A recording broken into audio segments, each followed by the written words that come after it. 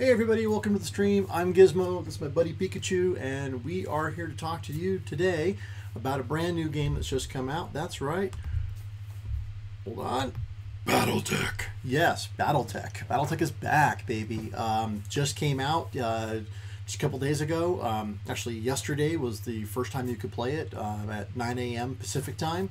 I, of course, started 9 o'clock Pacific time. I said play, and it said need to download an update. I'm like, damn. So thankfully I'm able to play on both my Mac and my PC.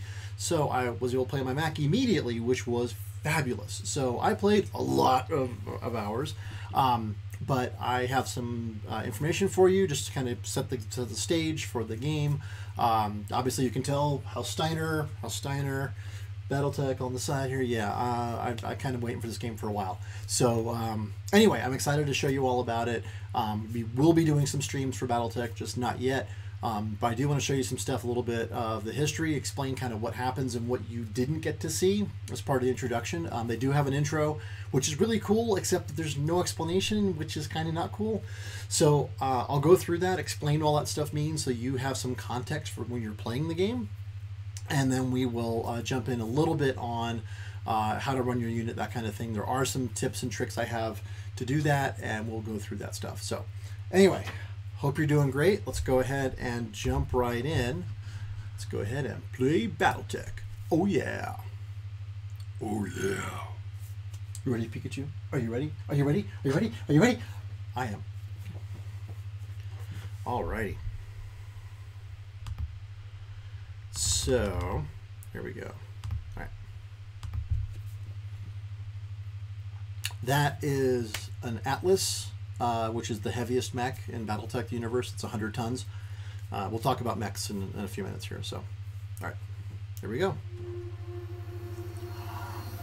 Okay, 2107. This is the first launch of what we call a Kearney Fuchida, or a jump drive. It's faster than light travel. This is the first time humanity actually able to go faster than light. And one of the first places we go with Project Deimos, and here he goes in a second. 3, 2, 1. Flip that switch.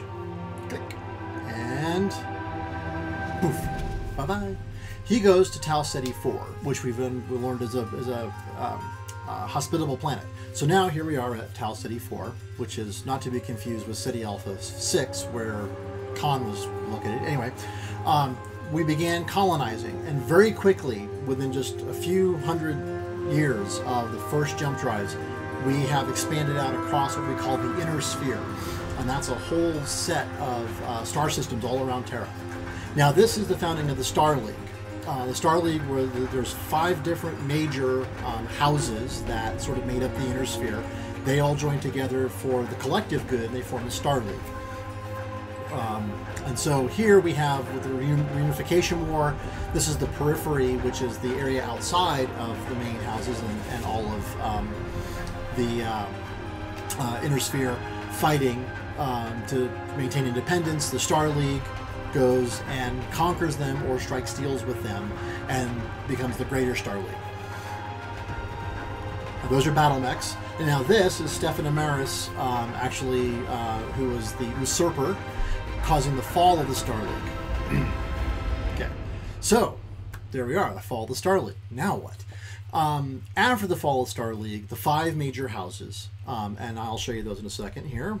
So I think I have them right here. Hold on. No, we're going.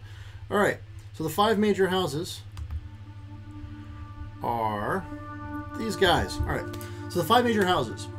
They are House Liao, which for some reason I called Lio forever. House Steiner, also called the Lyran Commonwealth. House Liao is actually the Capellan Confederation as well. House Steiner's Lyran Commonwealth. House Davion are the Federated Sons.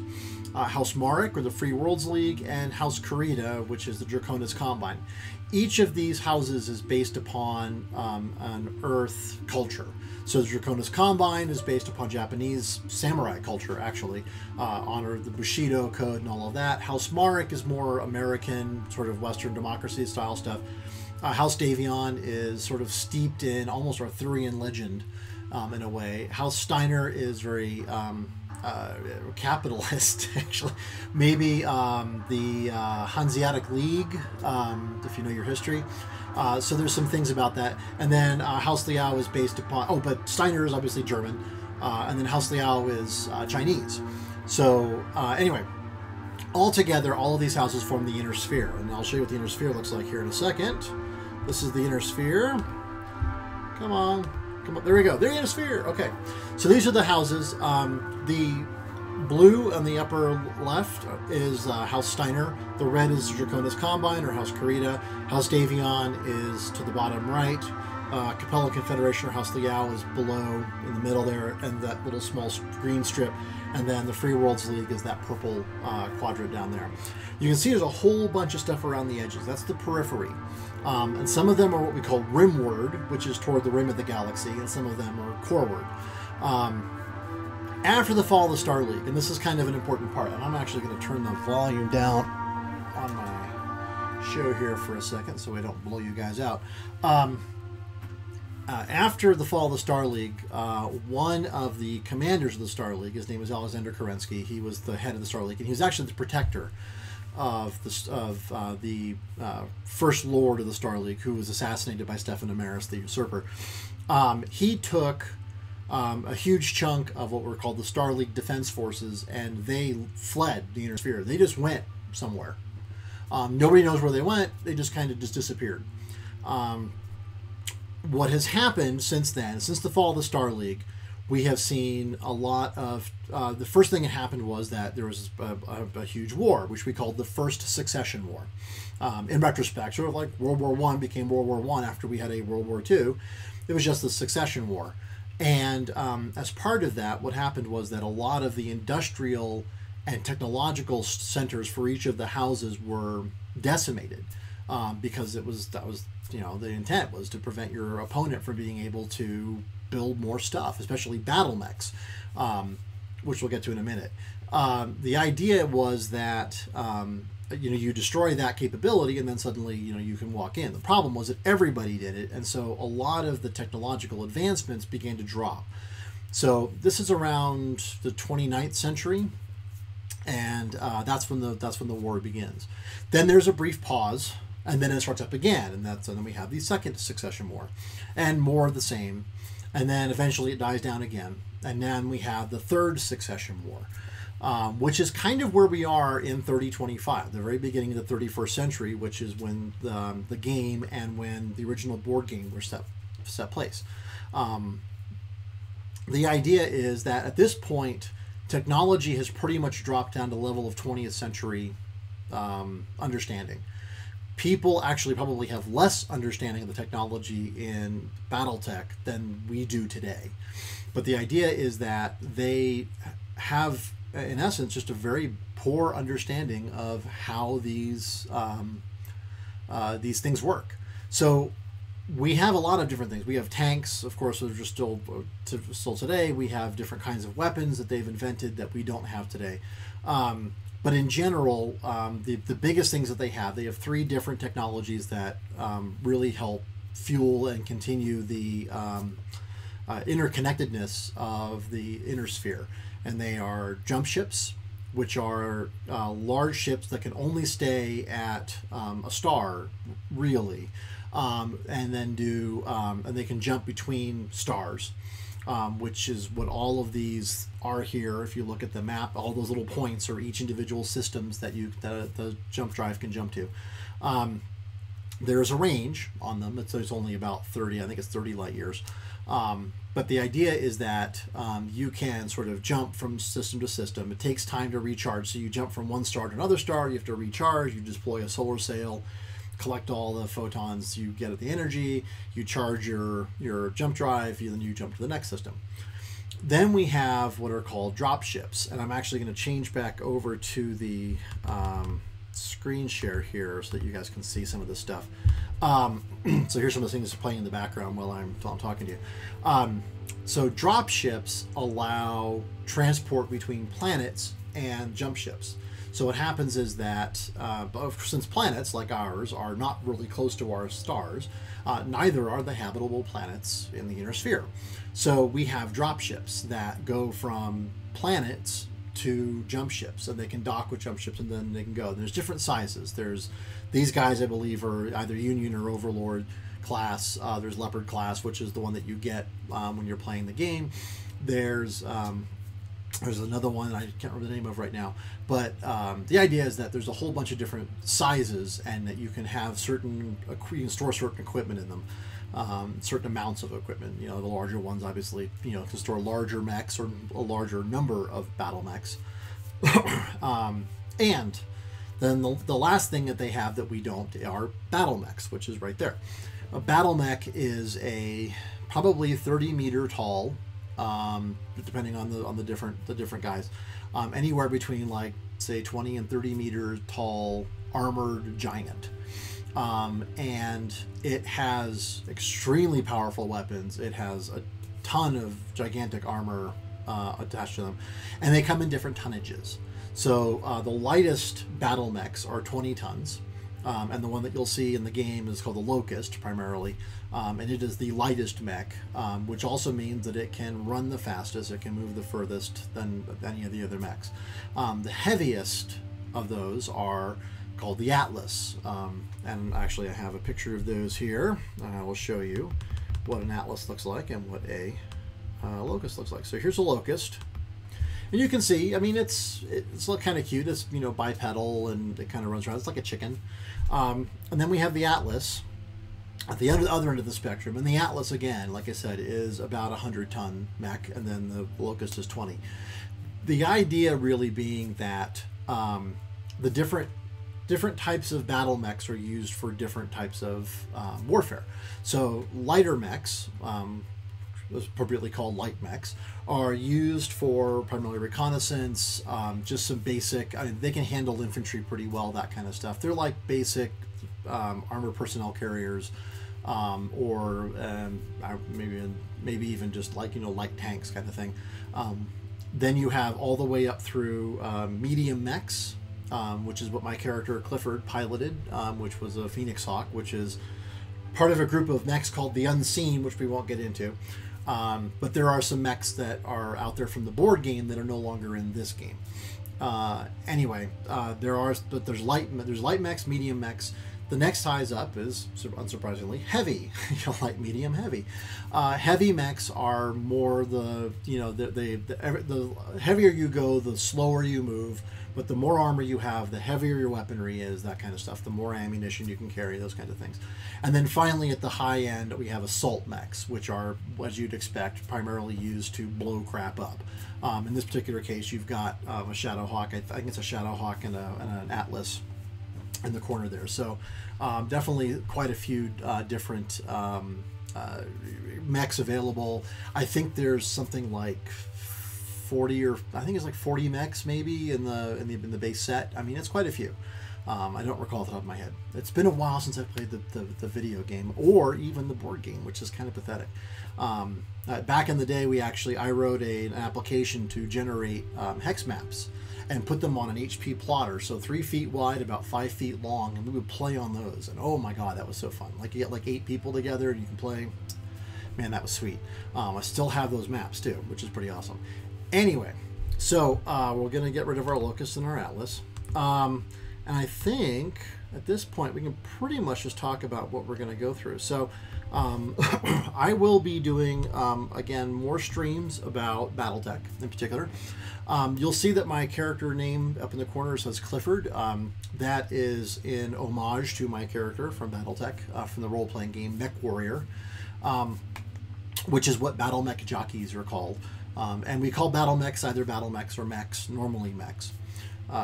They evolved from what we call agromechs, which were large machines that were built to help out in agricultural worlds. Eventually, somebody figured out, hey, if I put a machine gun on this thing, I can blow stuff up, and then it kind of went from there. So, and that's why we have battle mechs. There are also aerospace fighters, which are kind of like ours, but they can go between space and planetary atmospheres, unlike our planes. So they're kind of like space shuttles, but they're more like, say, like F-35 space shuttles, if that makes sense.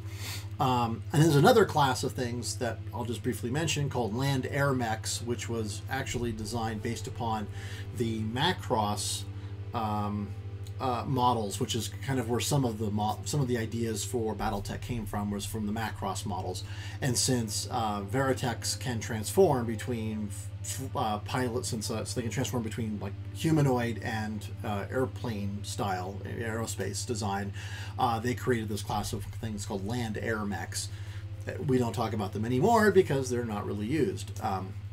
And combining aerospace combat and land combat is really hard. So anyway, the BattleTech was one of the first to do it, which was kind of cool.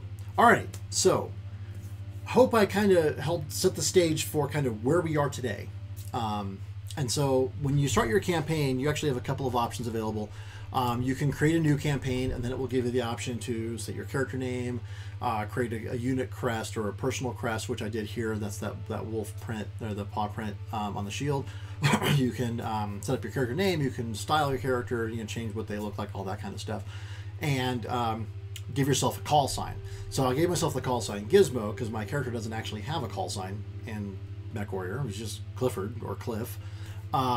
So it just wasn't that big of a deal. But anyway, so what I'm going to do though is I'm going to load a game, and I'll load early here. Let's see. So we'll go maybe here. Sure, load that game. Let's kind of see what it looks like. All right.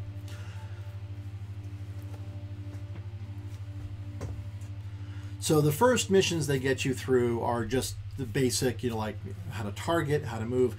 I'll be doing a lot more about tactics later on, and there's a lot of other streamers that are out there right now doing a lot of tactic stuff, so definitely check some of those guys out. There's No Guts, No Galaxy. There's another one that I heard about. If you join, you can log into Paradox, and they have a forum for the system, so for BattleTech, so you can actually go and you can look, find out what's out there. But I just wanted to give you guys a quick update on what's going on here. Also, you may notice I've changed my overlay here at the bottom, over this way. Nope, this way. There we are. That way, yeah. So I just simply put it. You can find me pretty much at Gizmo DeVoe anywhere. The only exception being YouTube, where I'm Gizmo Gaming.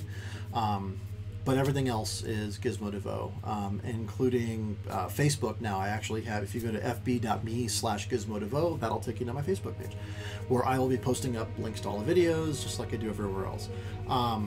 But Twitch, Mixer, Twitter, it's just at Gizmo DeVoe, and Facebook as well. All right, so here we are in our leopard class dropship. You see it says right here, Leopard. I'm going to show you real quick what we've got here. There is a store where you can go and kind of look and see what they have for sale. Look, I can buy a Locust for 209,000 C-bills. Yes, Comcast. Not Comcast. Comstar. Let's talk about Comstar real quick.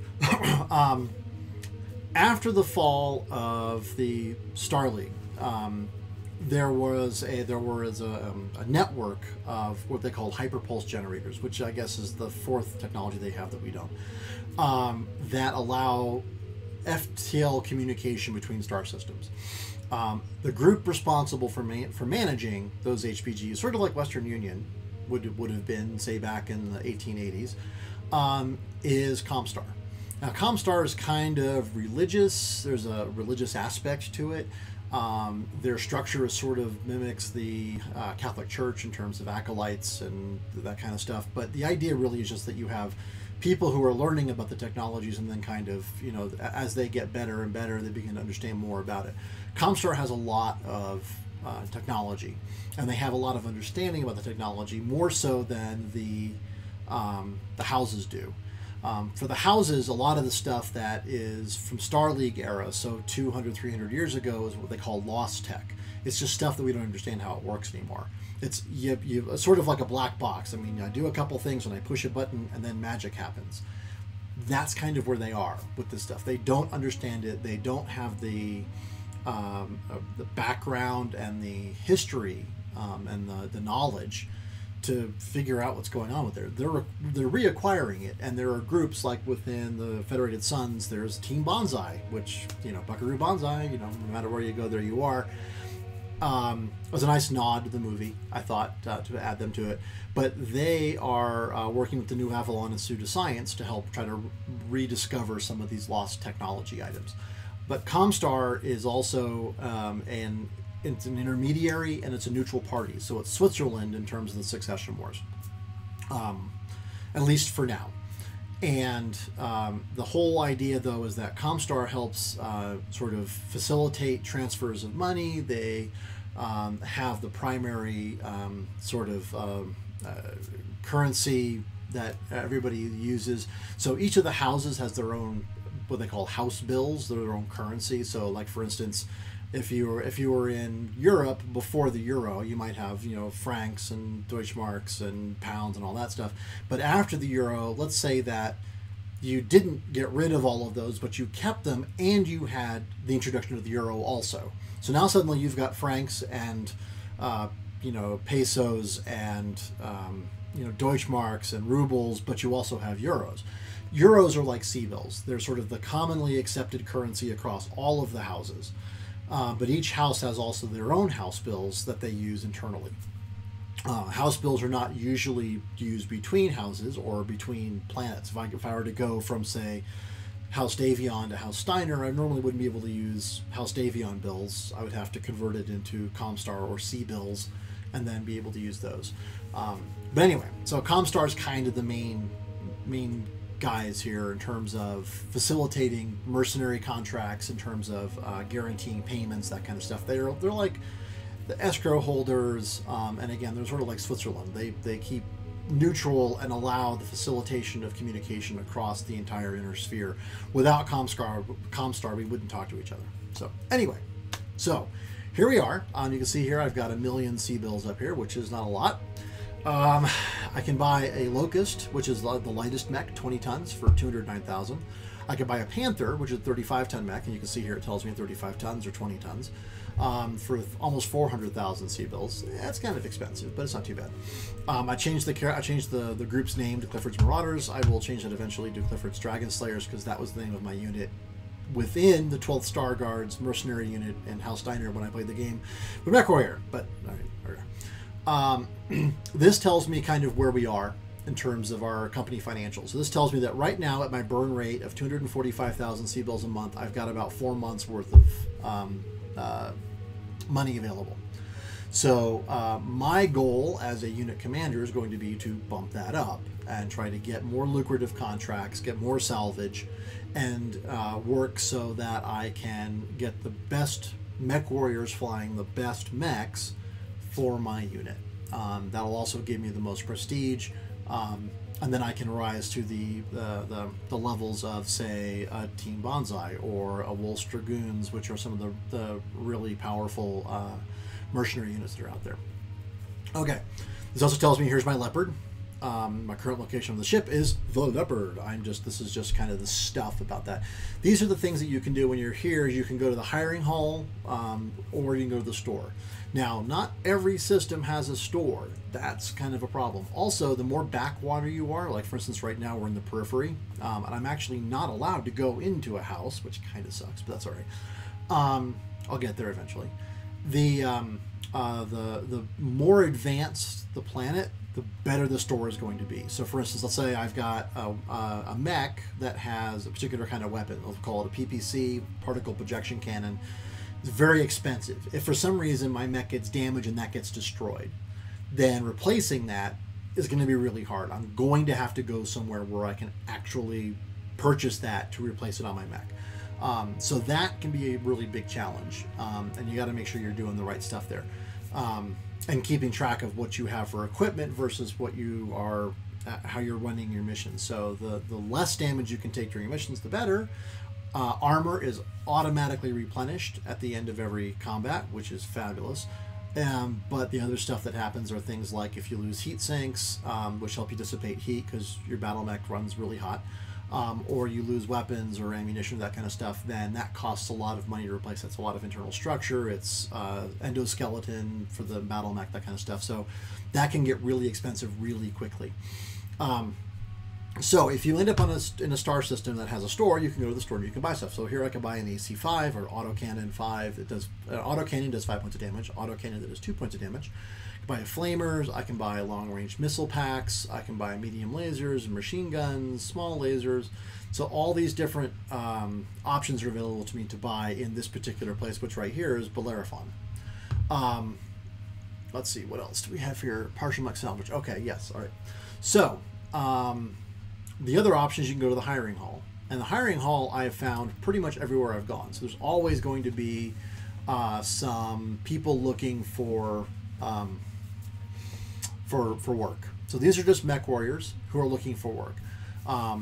As far as I know, most of the, it's kind of funny, mech warriors sometimes will come to a mercenary unit with a mech that they have. That usually battle mechs are sort of like Japanese katana back from the samurai, the shogunate, where they were passed down through a family. So like the father would have it, then they would pass it on to their child, and their child would pass it on to their child, etc. Battle mechs became like that because they're so big, they're so valuable, they're just, I mean, they are almost like a knight's kit from the medieval period. So a battle mech is really important.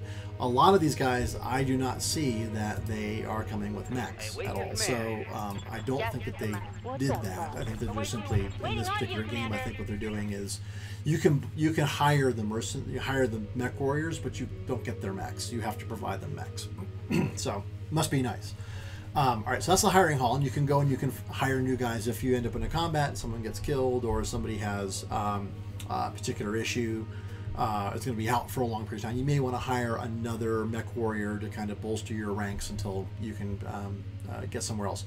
You can always dismiss them too if you want to. When you're in the leopard, when you're in the barracks, you can dismiss them. All right, then we have the command center. The command center shows us is right here, and this is where we have our ability to look at our contracts, or we can talk to Darius. I'll show you the contract stuff here because that's more important than the character part. All right, so these are the available contracts. We have asset retrieval. They'll pay us 89,000 sea bills. This one is patrol for 171. This one's seek and destroy for 181.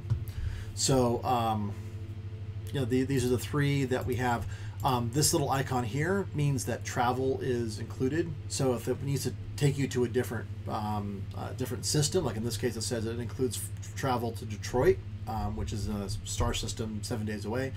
Are 17 days away, then they will provide that for us as part of the contract. We don't have to pay for that. If they don't, and we have to go somewhere else, then it costs you about 30,000 to go between systems. So if you only have one jump, that's about 30 grand. If it's multiple jumps, then it's going to be multiples of 30 grand. Anyway, so here's where you can pick your contracts. If you decide to pick your contract, you can do this and you can negotiate. And you can say, I would like to get, right now they're going to offer us, because of our reputation, they're going to offer us 99,000 sea bills. I can bump it up to 100 here, but I'm going to get no salvage at all. Or rather, I'm only going to get two items of salvage. Salvage is sometimes more important than the actual cost, the money that you get. So generally, trying to get it so that it's maybe a little bit more even. So this 1/6 here means that you're going to get to pick out of all the salvage that's available one item. So it could be part of a battle mech, it could be weapon systems, it could be ammunition, whatever you want to pick. And then you're going to get 5 more items for a total of 6 that you'll get from the salvage contract. So that kind of help you do that. That took me a little bit of figuring to understand how that worked, right, Pikachu? Yeah, that was just kind of sad. All right, so that's how that works. In the barracks, you get to see all your mech warriors. You'll like my mech warrior. He's pretty silly looking. There I am. Oh, see, look, I look so silly. This is my current skill set. This is what I look like in terms of my skills. I got a 3 gunnery, 3 piloting, 3 guts, and 4 tactics. I also have sensor lock, which is actually a skill that you get, which allows you to lock onto a unit, making it easier for them to hit for your your squad mates, your lance mates. They took the term for a term of 4 battle mechs being a lance. That's an old military term that they used. So anyway, I've been injured, you can see here, and I have 28 days until I'm healthy again, enough to battle. Let's see. I've got 4 others. I've got Behemoth, who's actually Miranda Aguilera. I've got Decker, who's got 13 more days before he's healthy enough, and Amir Kowalski. Glitch, or Jessica Chernoskaya, and Medusa Muhammad Benitez.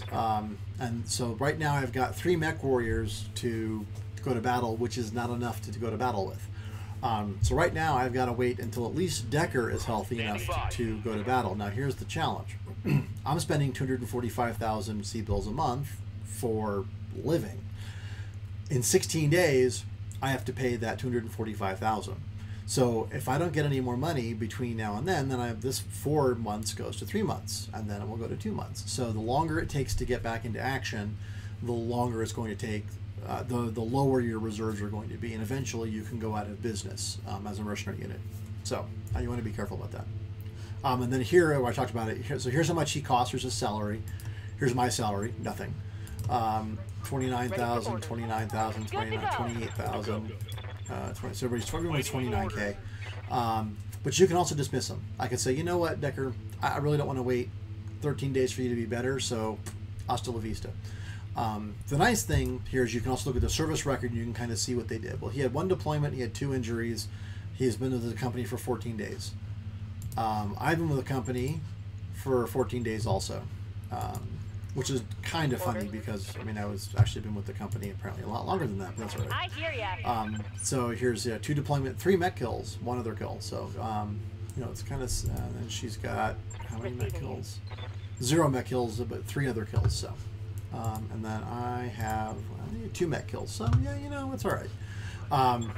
My mech is, we'll get to that in a second, has been the blackjack I started the game with.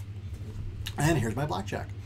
So you can tell here's my loadout. I can hit click refit, and this will actually show me everything about my battle mech. It tells me where my items are. So I've got 4 medium lasers. They are in my right torso, my left torso, and my right and left arms. I have jump jets in my feet, so that I can jump instead of just having to run or walk places. I have an autocannon in both my right arm and my left arm, and I have ammunition for that in my center torso. So my center of my chest has my armor for 2 guns that are in my arms. And that's about it. So so that's that guy. And if I go back, I can show you a different mech. So if you're like, here's the Vindicator. Oh wait, here we go. I'm fixing the Spider. The Spider is having some problems. He lost a leg. You can see here this black here. So he lost a leg, and so we have to replace the leg. And so up here we've got, it's going to take 9 more days to get the Spider working. But since Decker's already going to be in sick bay for 13 days, it's not that big of a deal. And you can see that here. So Spider 9 days, Decker out of action for 13 days. My financial report's due in 16 days, and I'm out of action for another 12 days after the financial report is due. That's a problem. Okay. You can also manage your tasks, and this is kind of interesting. If you have multiple items going on, let's say that you're retrofitting a mech that you bought or a mech that you salvaged, and you have repairs to make. Let's say the retrofit's going to take you 20 days, but the repairs are going to take 2 days, and you're going to need the repairs so you can actually field that mech faster. Then you can, it would normally say, well, it'll take you 20 days for the Spider, let's say, and then 22 days for the Blackjack. You say, well, if I flip those, it only takes me 2 days for the Blackjack. I can get that guy out.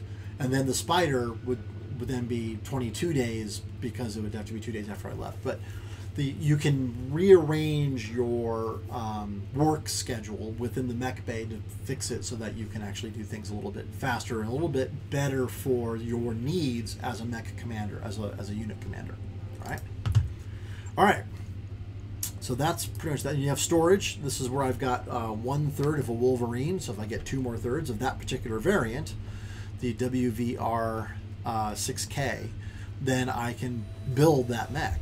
And then I will have it available for my Lance to use.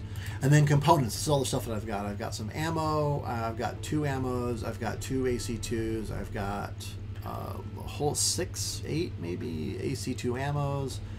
I've got some LRMs. I've got some SRMs. LRM stands for long range missile. They are designed to attack long distance. Here, I'll show you real quick. LRM, yeah. So it does. So this one does 4 times 10 damage. Stability. You take stability damage. We'll get into that when we can start talking about tactics and stuff. Generate some heat. It does have extreme range. So its maximum is 630 meters. I mean, that's what, 2/3 of a kilometer practically.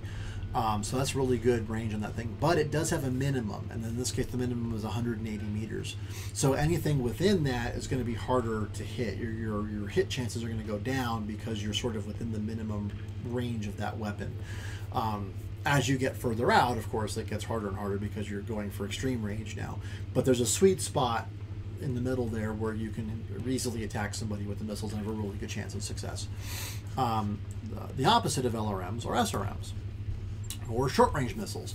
So this one does 8 damage twice. This is an SRM 2-pack.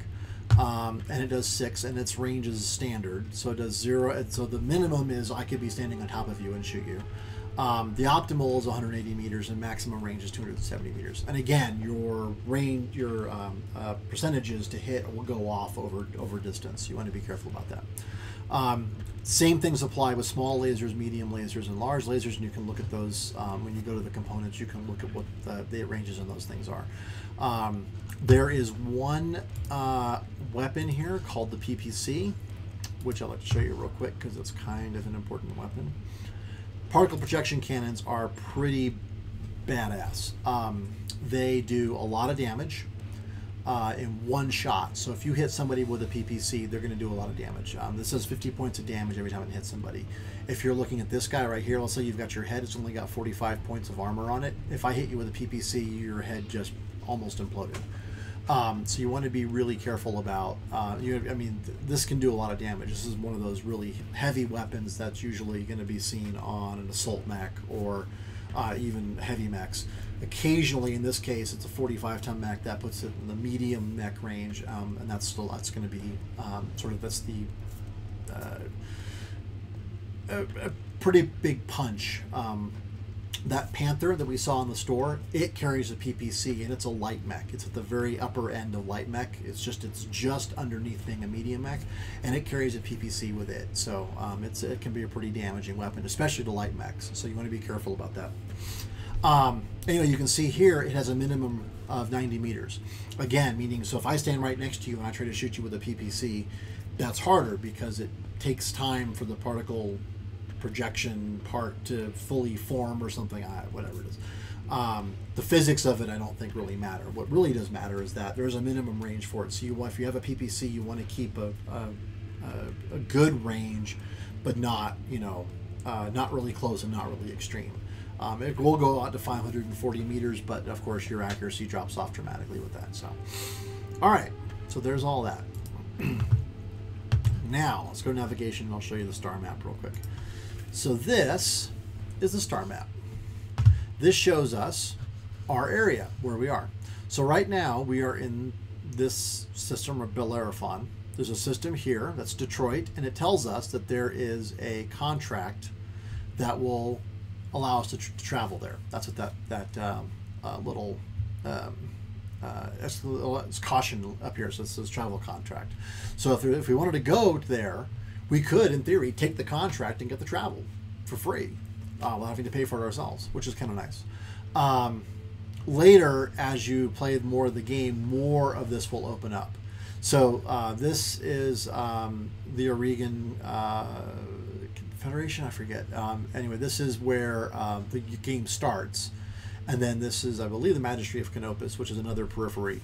Up here, this is actually the Capellan Confederation, or House Liao. So we are very far. If we were to look back at our inner sphere map, we are at the very bottom. If you look at the very bottom, right below that that bottom piece with the green, we are below that. We're on the outside of that. So that's how far away from the inner sphere we are. We are about as far away from Earth as you can be right now. Just about. Okay. So what you can do is you can select a location and say I want to travel here, and it will tell you it's going to cost you how much. In this case, it's 30,000 sea bills. It's going to take us 18 days to get there.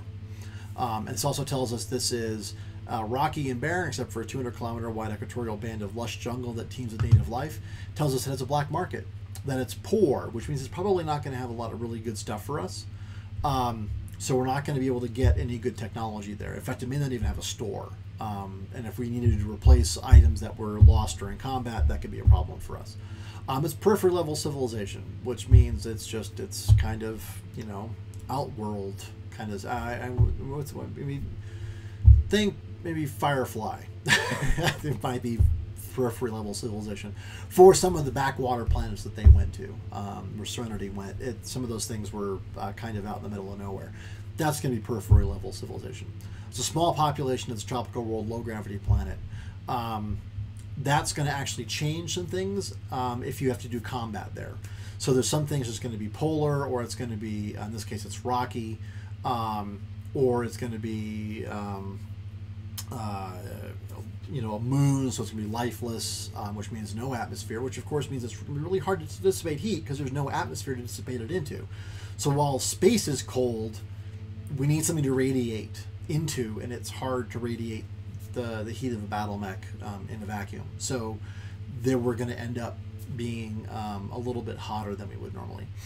So you want to be careful about that. So want to keep kind of an eye for where you have heat sinks on your mechs, because if you're in a lot of water, or if there's a lot of geothermal, water can dissipate heat better, but geothermal will cause you to increase your heat a little bit or not dissipate it. So some of the tactics and stuff we'll get into, we're going to talk about those things. Here's another example. This is Urukruian. It's a frozen wasteland. So in here we can see it's poor, it's mining, it's primitive civilization. It doesn't even qualify as periphery level. Small population. It's an Arctic world, medium gravity planet, and extensive volcanism. So we know there's a lot of geothermal stuff going on, which could really change what's going on with our tactics. This also tells us who's sort of active there. So this tells us that that's House Marek, Free Worlds League. That's Draconis Combine. That's probably Fed Sons. Yep, Federated Sons, House Liao, Lyran Commonwealth. And then there's the periphery worlds, Arana Restoration. There's local pirate organizations, Comstar. So you can kind of see sort of who might be part of these individual systems and who might be vying for control of them. So, all right. And I think that might actually, then here's your captain's quarters. In your captain's quarters, you can do a few things. You got some cool stuff. I got the Valhalla assembled because I was an early backer. I pre-ordered. You can change the heraldry here. So actually, if I went in here and I changed this over to Dragon Slayers, then I can do that here. I can pick from any of these different heraldic crests, which are kind of cool. I can also change the color scheme on our mechs, so that I want to say, oh, well, so mine is dark green with a light green with a white accent. That's just what I picked. You always pick black with dark black, and whatever. But you can sort of change these things around. I say we want to do that one. And you go, nah, I'm okay with that one. So you can go back there. This is where you learn about how you are perceived by the Mercenary Review Board, which helps get you contracts for your unit, and then also how the different houses feel about you. Here's the Draconis Combine, Federated Sons, Lyran Commonwealth, Capellan Confederation, and then Tarian, Concordant, and Magistry of Canopus are periphery worlds, and not periphery worlds, they're periphery kingdoms, almost houses, and then Free Worlds League is the fifth house. So overall, and then you can and you look at your finances. The last thing here we can see here is here's what all of our salaries are. So here's our estimated total for salaries. Here's our estimated monthly total for all of our expenditures for all of our mechs. So our Vindicator, Blackjack, Shadowhawk, Locust, Spider, our bank loan interest payment. Yes, we owe money to the bank, just like humans, just like regular people. And then we can also change our financial standing. So we could say, you know what, I think it's important for us to have a little bit better morale. Then we might bump that up and spend a little bit more money, be a little bit more extravagant with or a lot more extravagant with our expenses, and make things a little bit lusher and you know, we'll break out the champagne, not just, you know, the boons or the night train, that kind of thing. And so we would want to say, you know, that will determine your morale, but it's also, it increases the cost of your monthly expenses. You can also go the other end, and you can be restrictive and, like, you know, aggressively, I forget what the term, austere. You could be austere, and then you would have, you know, that's going to have a negative morale impact. So right now we're normal because I want to just keep it there. As I get more money and stuff, I would love to bump it up because morale boosts are a big benefit during combat. So anyway, so those are the things. This just kind of tells us what we got. So every month we're going to have to spend 245,000 C-bills right now. If I get another mech, then that will go up. If I sell a mech, it will go down. So, alrighty. So that is, I think, where we're going to go ahead and end it off. But I hope that this is going to give you a little bit more background about sort of where you start the game. Because, like I said, I mean, it kind of ends with the Star League falling apart, and then you're like, and now what? And it's, you know, 200 years later. Well, yes, exactly. So this is kind of where we are, and this is the world in which we live, the Milieu, and we are in 3025, and we are in the periphery, and our job is to try to make it as a mercenary unit. This is the campaign. There is a whole skirmish side of things, which has a whole bunch of multiplayer and everything else that goes along with that. That is not, I've not covered at all here. But the idea being that there is, the campaign is very involved. It is very detailed. It's running a mech unit, a mercenary unit, and it's a challenge. It requires a lot of different skills and a lot of different kinds of trade-offs, being able to make those decisions and figure those things out. It isn't just about piloting a mech. That's a huge part of it, but the other piece is, and then what? So what kinds of things you get, what kinds of contracts you get, whether you're going to piss this client off or that client off, or you're going to reduce your standing with, say, the Capellan Confederation so that you can boost it with the Federated Sons. You could do that too. So kind of how's that going to work out? I hope this has been helping. Pikachu and I are going to bail out. I think we're going to play a little bit more. I can show you, I mean, I'm certainly a lot further in the game than what I'm showing you here. This is very early in the game, in the campaign, but I just want to kind of give you a feel for sort of, this is ground zero, and you got this now. Okay, now that you're here and you've got your foundation, now you can build upon that. And hope this is going to help you out. So, I don't have a libation today. I said I have Starbucks, but I really appreciate you coming and joining in and watching the stream. If you have any questions or you have any comments about what I can do differently with the stream, or any questions you have you'd like to have answered, you know, what the hell's a Vindicator? You know, what are the different tonnages that determine whether it's light, medium, heavy, or assault? You know, whatever those things are, please leave them in the comments. I will get to those and I will respond back as soon as I can. I am going to be streaming this in a bit, just like I said, just not quite yet. But I appreciate you coming along, and Pikachu and I really like having the company. So I will talk to you later. See you on the other side. Cheers. Very good.